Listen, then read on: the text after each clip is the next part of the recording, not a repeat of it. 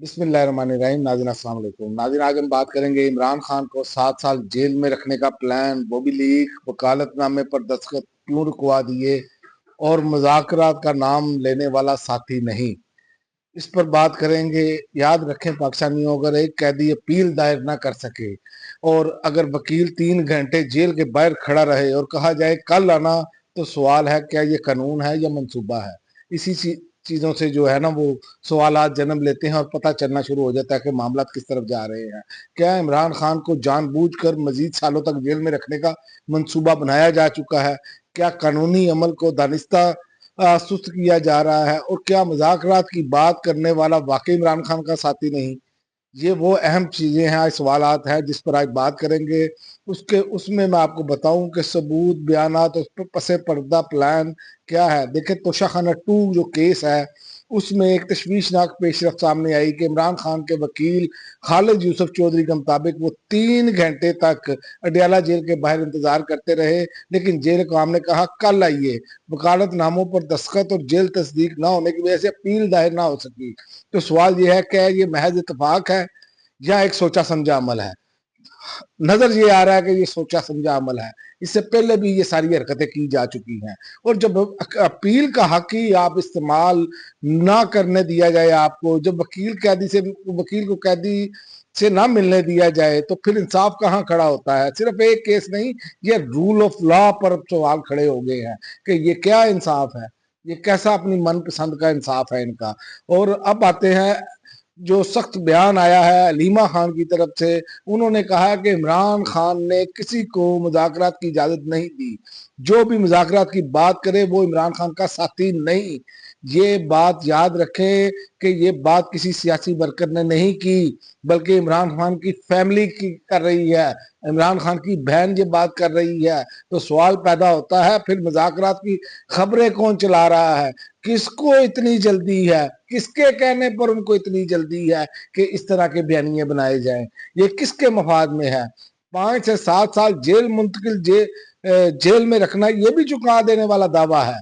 ये अपना साफी जो है मुनीफ फरूक, उन्होंने दावा किया है, बल्कि मजीद खतरे की घंटी बजाई है। उनके मुताबिक जराये ने बताया है उनको कि इमरान खान को 5 से 7 साल तक जेल से बाहर ना आने देने का फैसला हो चुका है और मौजूदा सजाओं के बाद GHQ हमला केस में सख्त तरीन सजा दी जाएगी। ये तजिया नहीं है पाकिस्तानियों, ये प्लान है। ये फैसला सुनाने जैसी बात है कि हमने फैसला कर लिया है।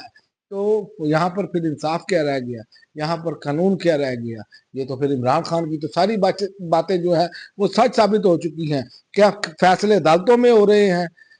सवाल तो अब ये उठेंगे ना, या कहीं और? क्या इमरान खान को कानूनी जंग लड़ने का हक दिया जाएगा? अभी तक तो उनको जो ट्रायल कोर्ट से सजाएं दी हैं, जैसे ही हाई कोर्ट में जाते हैं तो अपने चूंकि कोर्ट पैकिंग कर ली गई है, इसलिए बात नहीं की जा सकती। और क्या ये सब एक बड़े प्लान का हिस्सा है? ये असल बात है कि ये एक बड़े प्लान का हिस्सा है, ये इंटरनेशनल प्लान का हिस्सा है।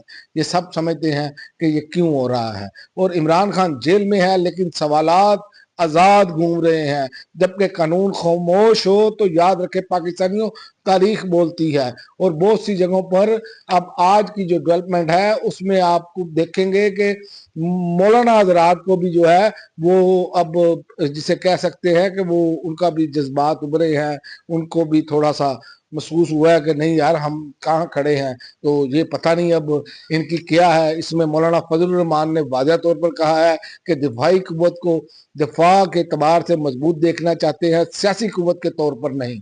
मौलाना फजल रहमान ने दो टोक जो बयान दिया है वो ये है।